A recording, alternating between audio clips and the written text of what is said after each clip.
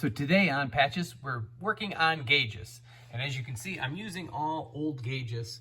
The fuel tank level, that one works. My oil pressure, that one works.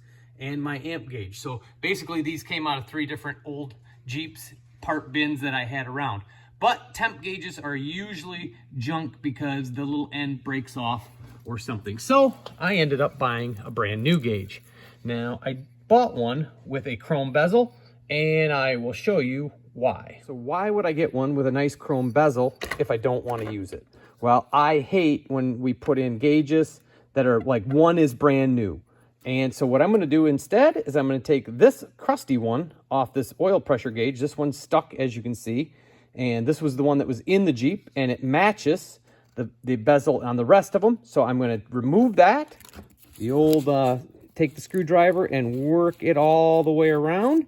And then I'll take this brand new one off. I'm probably even going to put the old glass in just to make this gauge look like the other gauges. So I like to just get a small flat tip screwdriver. This one you can actually maybe see it's slightly bent, and that works out pretty good in my favor. So hopefully I can do this without totally blocking you guys. So you can see you just kind of slowly work it.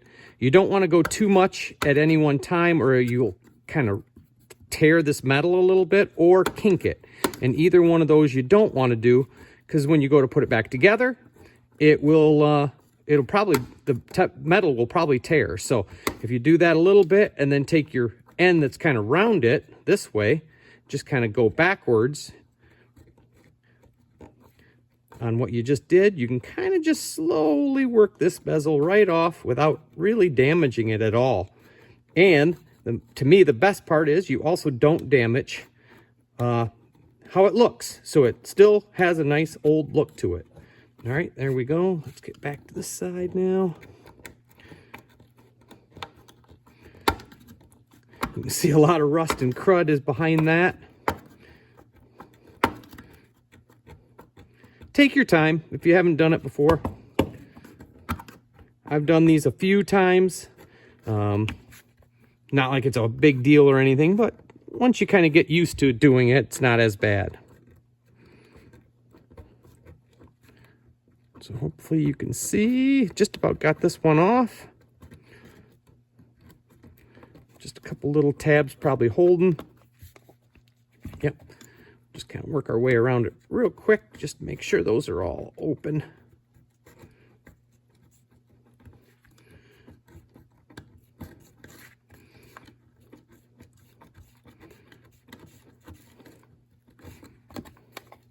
Okay, I think that's going to do it. There we go.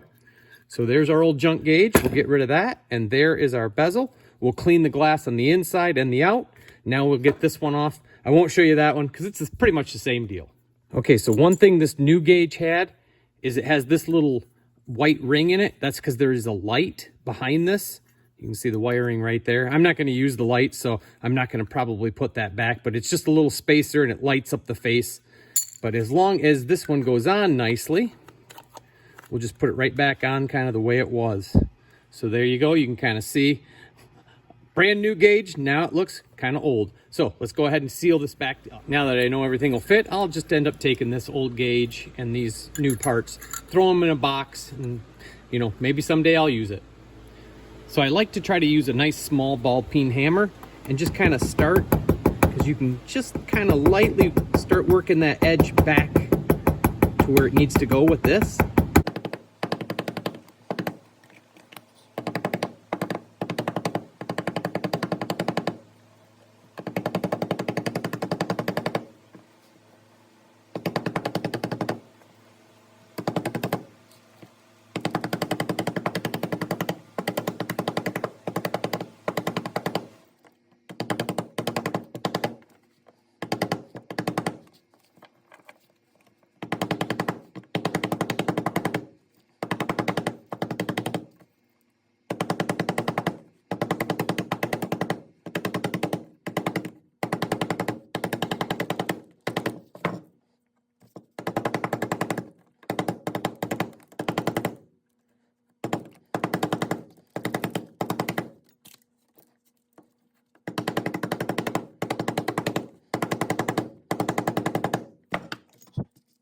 Oh boy. Sorry, got out of shot there a little bit. Next, I just take a flat punch, and we'll go back around and just start flattening this back out.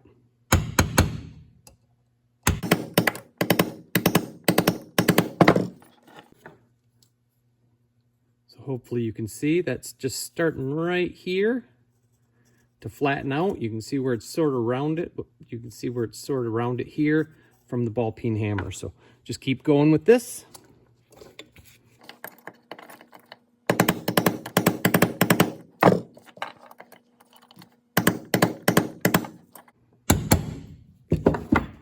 Maybe I'll try to move you guys so you can see a little bit better.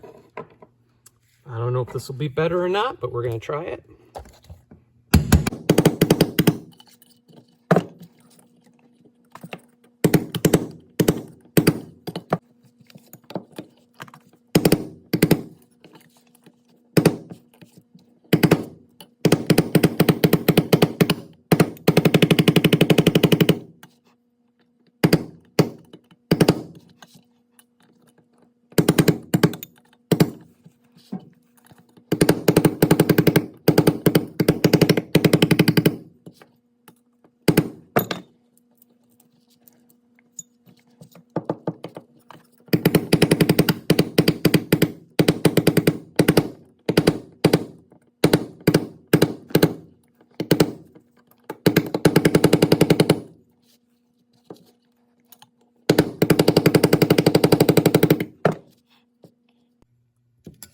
Just a couple more little spots, and I think we got it.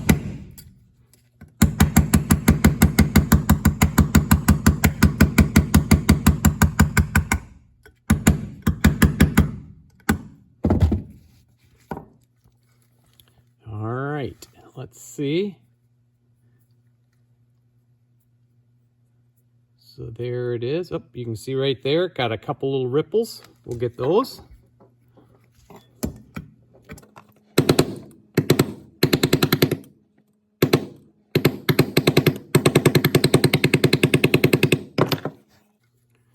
Back in. Oh, we got one still right there. And see, you really want those flat because when this slides back into the dash, you don't want that little nub right there to be holding that corner out so that the gauge is kind of sitting funky.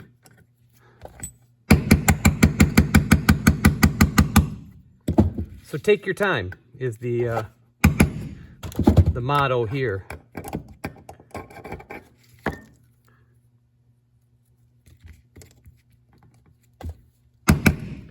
Something else that does actually work pretty good is if you clamp the gauge down to the bench, it doesn't bounce quite as much. I didn't want to get too many different things in here to where you guys couldn't see.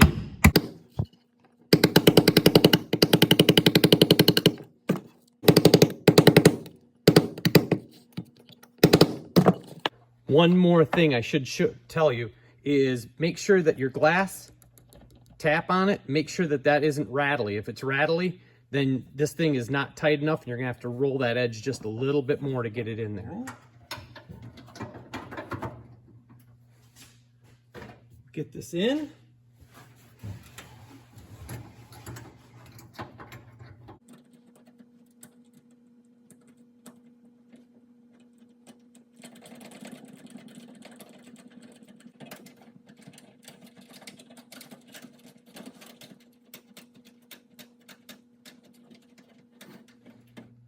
Okay, so there is our fresh new gauge.